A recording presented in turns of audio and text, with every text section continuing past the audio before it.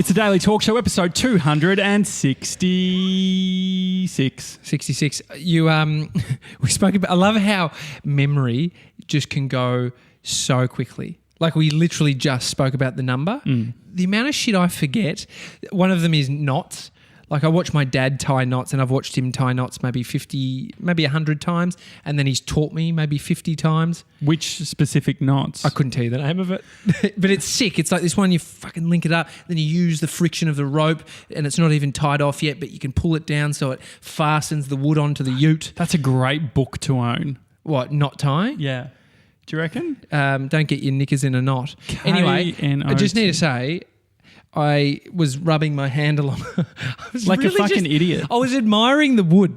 I was admiring the wall, and I was just stroking it, and I stroked it, and I went over a rusty nail, and I made myself bleed. And I thought, fuck, I'm going to get, what do you call it, tetanus. Yeah. But then I was thinking, I don't know anyone who's ever got tetanus. Like, there is many things in life that you just hear about, but you don't know anyone who's ever got tetanus. What's another example? I can't think of one right now because I'm just worried about getting tetanus, but I don't know if I will. But what does it even cause? Like what's wrong with tetanus? I think tetanus is pretty lethal. Mr. 97's looking it up on his phone. It's a bacterial disease that causes muscle spasms and breathing problems. Maybe I have tetanus. You were having some slight breathing issues before. I just before we started, we were doing a bunch of stuff on the board, like on the whiteboard. Yeah, whiteboarding out some shit. Bit of blue sky thinking, the Daily Talk Show, where we want it to be. Yeah. And I started like getting real sweaty and like anxious breathing. And I think it has everything to do with this cheese and salami. I had heaps of cheese and salami.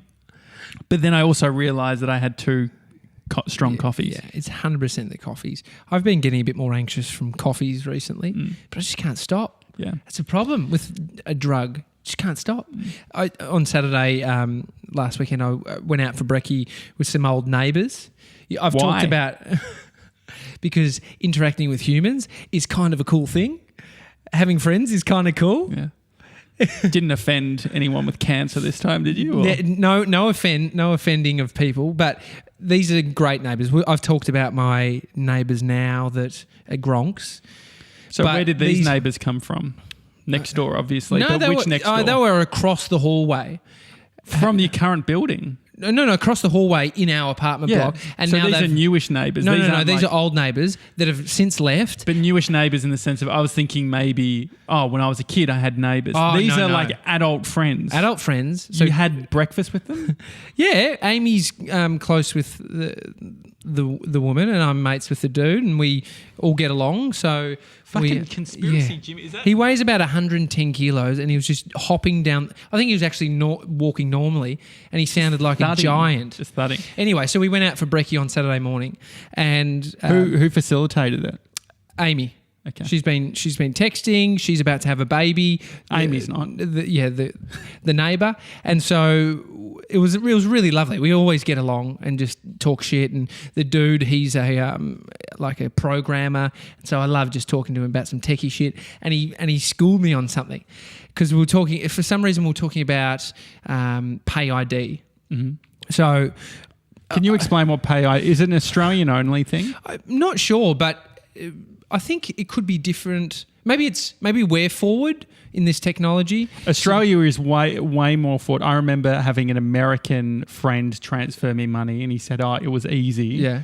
And he had to fucking call his bank. Yeah. That's not easy, bro. So basically there's some sort of verification ID that you can activate within your bank account. So ING, I turned it on. I didn't have PayID turned on. I don't think so. Basically, I remember doing Jules Lund. I'm so sorry. We got burritos one night in Bondi, and I'm with Commonwealth Bank, and at that stage I was in it, and I was like, I'll shoot you some money for the burrito. He's like, yeah, sweet. That so I light jumped fucking on. did that thing again, by the way. Yeah, it's flashing. Anyway, so I jumped onto my phone, and I was like, I could just text it through to him through this thing. And this is when it wasn't that good because he wasn't with Combank. ANZ had something, they had Go Money. So it's this annoying thing where you text them and then they have to fucking put in their BSB and account details. He's like, fuck that. Yeah. You get your burrito for free, you little shit. And I was like, oh. So anyway, that was my first encounter with what used to be something equivalent. Now it's super easy. Each bank you can get a PayID, which is some sort of number, but it connects to your mobile phone number. It's universal. So if you are, doesn't matter what bank you are with, you can give your phone number to your friend, and do they go into their bank app to do it? Yeah, so you're transferring the money through ING, and it's through instant, PayID, and put in your number. And so we got talking about some sort of scam that he was under, and he explained this scam. It's not the right word. A scam that someone had tried on him. Okay. So they were fishing for him to get fucked up and to send over some money. He got a text message on his phone that was like, "Hi, D," and then the full last name. "Your amount of this is blah, blah, blah. It needs to be paid now. Link," which is obviously dodgy. But then he was telling me how they got his name, because it's like initial and then full name. Yeah. This is where the PayID game came in. So we're sitting there. I'm like, fuck, this is amazing. So you're telling me that if I just give you any phone number, you could tell me the full name of that person? So what I did was I went into my phone and I looked at recent calls, and I went through to find just a random number that I didn't know that it wasn't saved in my phone. I was like, fuck, okay, try this one. So I tried a few. One was like no PayID, so they hadn't activated. I gave him one and it came back and he's like, Dean Marsh. I was like, who the fuck is Dean Marsh? So this was a number in my phone that I didn't save, and I looked it up. Turned out it was the air conditioning guy, the installation guy. Good quote. That gave us a great quote that we didn't go with. Well, we haven't gone with any. That's why I'm sweating at the moment. We've decided to prioritise gear purchases over aircon. So this is perfect. My exploitation of this sort of openness, he called it social engineering. I've got a whole book on it. And he was, he's the like, art of deception. This is great. Social engineering. You can find out someone's full name based on their mobile number through PayID. So they're going to shut that down. 100%. You would think, but that's how that scam happened. So he's like, this is how they got my full name. They've just gone through, you could literally go 0438 282 644. Is that your number? Don't know whose number that is. Sorry about that. We could find out that number, who owns that or phone who's number. Connected their PayID to that number. Who's connected PayID, which you only connect your real name because it's through a bank. So you can fully find someone's prank calling you off a number that you don't know. When does that happen? How often do you get prank called by... If you're 15 and you're watching this, I got prank called a fuckload when I was a kid. But there's services that you can get at Spoof, so you can put in a phone number. So obviously not for all of these, but I love it. Because I know you're a bit paranoid about who the fuck's this.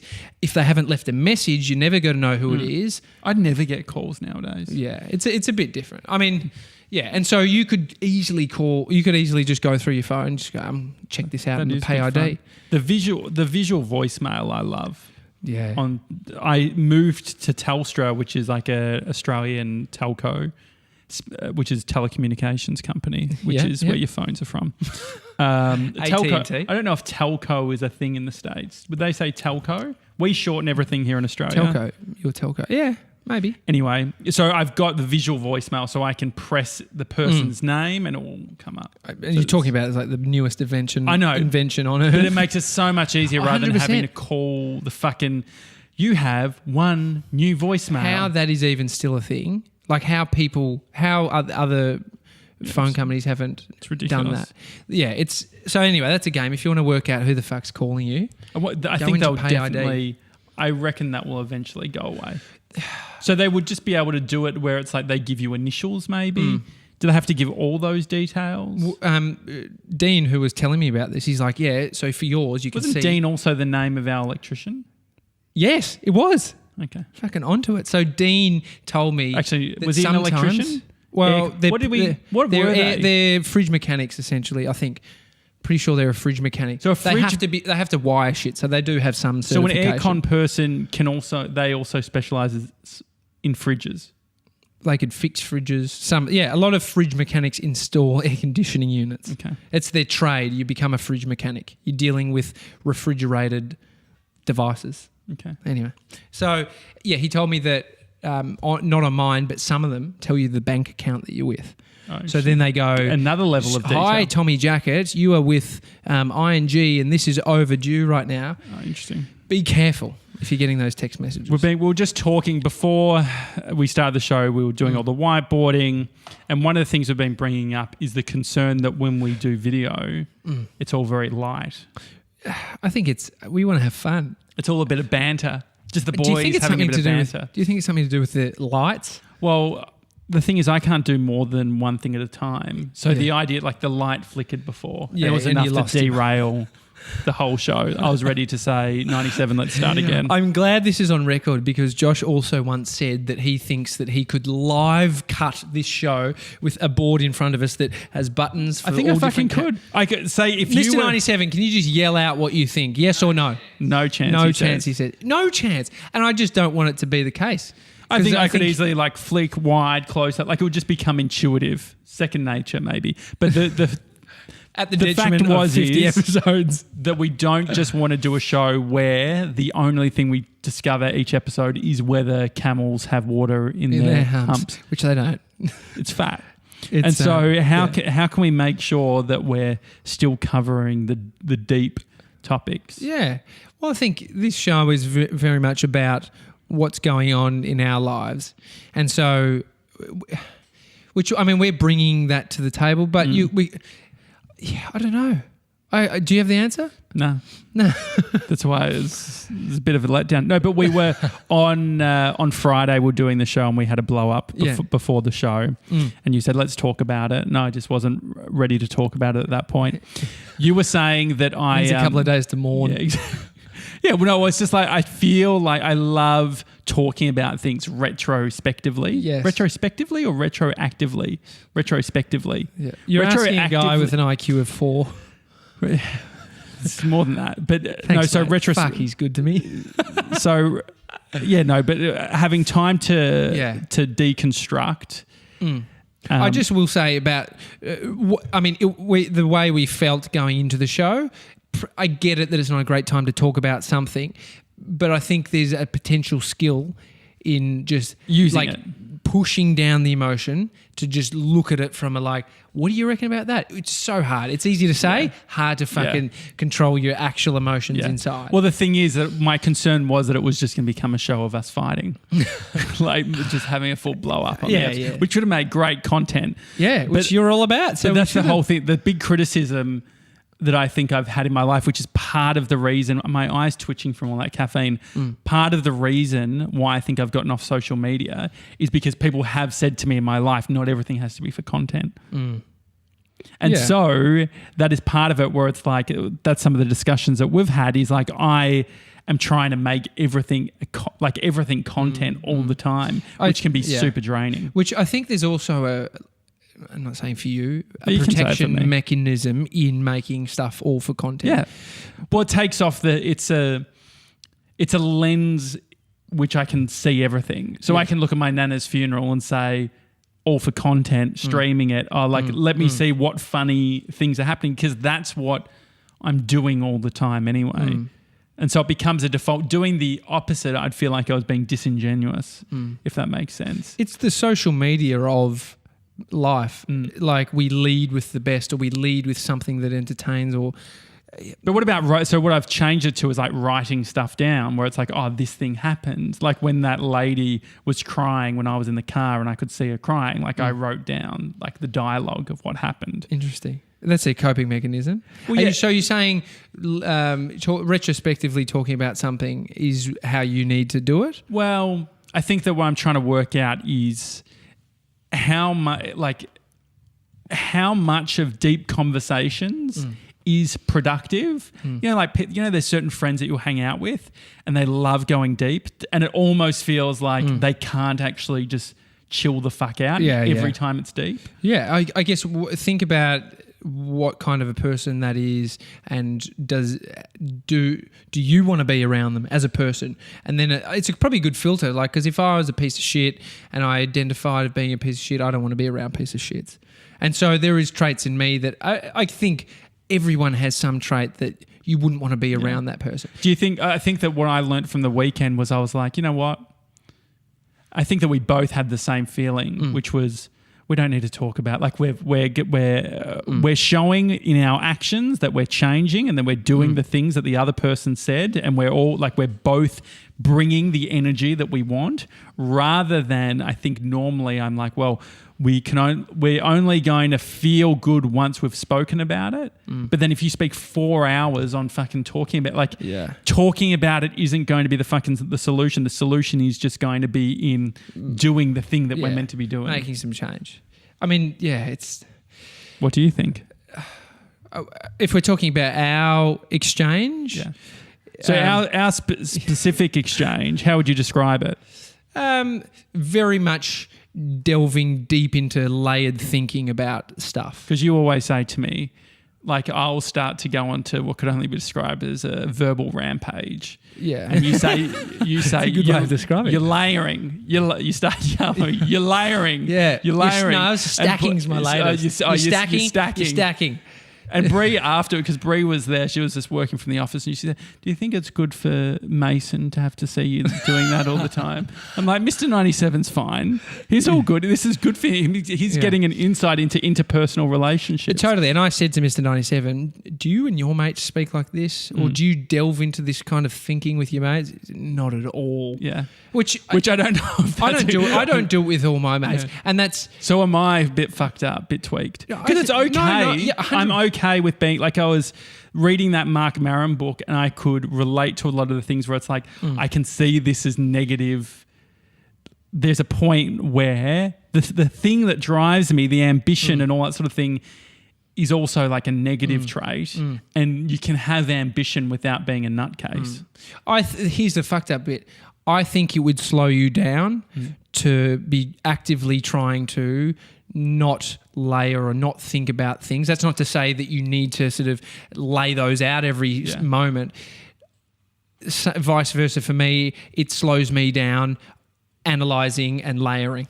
It's so cognitively demanding and tiresome. So I feel it. It fucking exhausts me because the other thought from your side, which I could imagine, is you are actually thinking something deeper than what you're thinking. So I react a certain way or say something. It's like, no, well, if we took it back like this, and this, and this, maybe. And probably because you're like, it is what it is. I'm just acting like I'm just reacting because that's the thing. But I'm saying no, you're reacting because you were fucking hit as a kid. Like that's like I go like super deep. Look, it was fucking once with a baseball bat. No. But I do wonder how. So this is where I think I've gone wrong in my thinking, maybe, or where it hasn't served me. I heard a quote a while ago, which is "thoughts aren't facts," right? Which is true. Very true. Then what I did was I was like, okay, thoughts aren't facts. Unless I think you're a fuckwit. But so this is the thing. So I was like, thoughts aren't facts. So when do they become facts? Yeah. And so what I started doing was I'm like, okay, rather than when you do something and it pisses me off, I say thoughts aren't facts. This is just how you feel. This isn't Tommy. This is actually you. And so, but what I do is I put it into a file that I call thoughts. And then when the file is big enough, I'm like, you know what? I've connected all the dots and it turns out this is a fucking fact. And I fucking drop the file and I say, we're going to go through this one by one. And I'm going to show, and you're like, but you never said that was a problem. I'm like, well, that was a thought. And now I've actually come to the conclusion that it's all come together and it is a fact. Yeah. Corroborative evidence. But do you see that? Like, does that make sense? Yeah, 100%. But I think you're lying to yourself that their thoughts aren't facts because if you're willing to bring them back in. But so how do I that? Because the problem is that if every time you pissed me off or said something, because I'd piss you off 100 times a day, but the thing is, it's like you realise that it's like there's a few answers to if someone pisses you off. That's just that's his personality. And because that's the other thing is what I find really helpful is when Bree's had like a bad day at work, my favourite thing to do is I go, okay, I think like based on what you're saying, I think you should quit. And then I say like, I'm going to fully support you. Let's do it. Resign tomorrow. And she's like, oh, no. Like, I don't want to quit. I'm like, no, I think like based on how unhappy you are, you should quit. And then we go, and then she said, no, why I like it because of this. And Brie was doing a bit of that reverse psychology over the weekend, which was like, well, what if you and Tommy didn't do stuff? I'm like, well, I want to do stuff with Tommy because of this, and this. And she goes, okay. She's reversed it. So she reversed it. Or she wants us out. She's trying to break us up.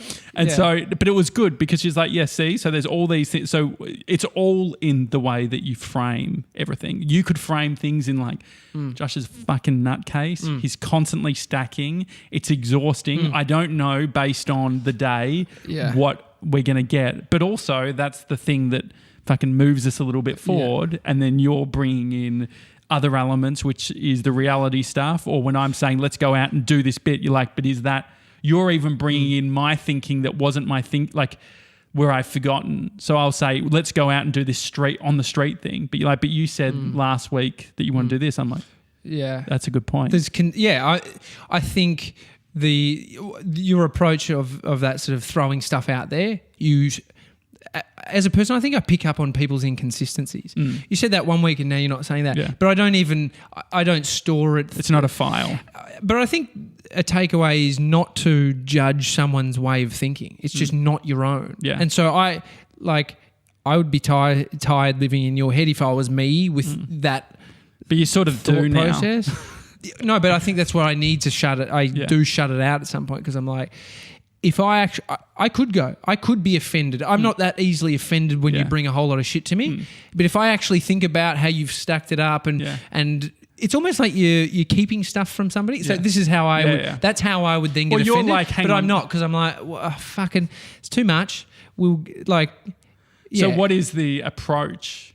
How do I? Because what you were saying was when you. Josh, you should just fucking bring this. Like you're bringing up stuff that happened 6 weeks ago. And if I'd known, I would have shifted. But I was like, it wasn't a problem 6 weeks ago. It's only a problem because now, or part of it is this. I'm running on a certain operating system where it's like I'm giving people the benefit of the doubt with things. Or it's like, you know what? Say for like... say using an example of when you arrive into work, right? Imagine like you're someone who loves getting in early to work. This is an example of us. This is a random example. Imagine you always get into work at 8:30 or whatever it is, and the person's always running late, or that you didn't even say what time you're getting in. They just get in at fucking 10 o'clock or whatever. Then that fucker who's the 10 o'clock guy gets in early one day and then you get in at 8:35 or whatever and that guy says, mate, running a little like, geez, you're fucking taking your time today. The thing is the operating system, which the 8:30 guy, the normal 8:30 guy was like, I've got empathy for that guy going in at 10 o'clock, so I'm not going to care.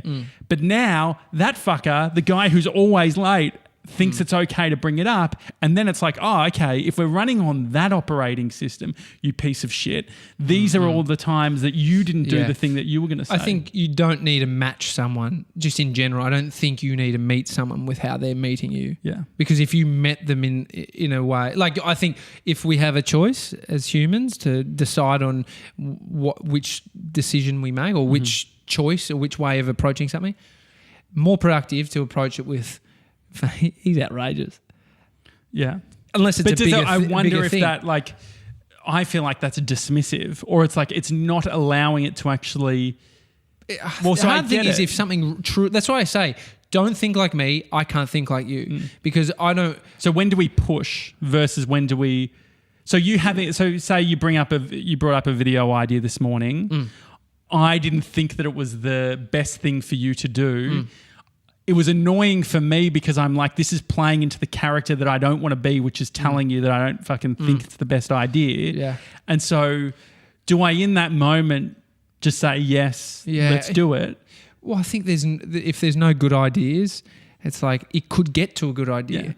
Yeah. So that's like controlling. It's like working out when is it someone else's journey versus like when are you... Yeah, I'm learning it a lot with my wife about her journey that she's on and the one I clearly see that she could go down. I can't tell her that, but I can encourage her and talk with her through things. So it's an interesting one. It's supporting a creative, especially creative, exploring the idea. What do you think? Like without even being without being Well, because you were sort of, I think on Friday I was talking about like, oh, like I've coached you to this point. Like I feel like there's moments where I'm coaching to the point and then we we get to that point and it becomes the outcome. And then I'm like, but the reason you came to it was because of X, Y, and Z. But you only see the outcome. You see the outcomes like I've arrived to this. I'm like, but like your thinking has been informed by this, this, and this. Yeah. I think part of it is removing ego and being like, it's like I'm happy. It's getting the outcome that we want. We're getting wrapped up by Mr. 97 saying that the battery's running low. So we better head. It's a Daily Talk Show, everyone. We'll get to your emails tomorrow. Send them hi@thedailytalkshow.com. We'll see you tomorrow. See you guys.